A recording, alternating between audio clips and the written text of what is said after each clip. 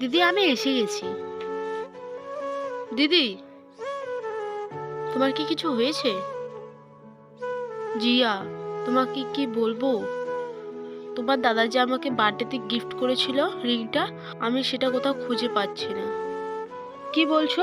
ওটা তো অনেক দাম। হ্যাঁ, তুমি দাঁড়াও, আমি এখনই খুঁজে আনছি।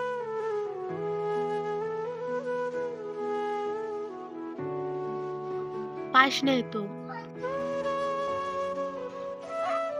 হ্যাঁ, পেয়ে গেছিস?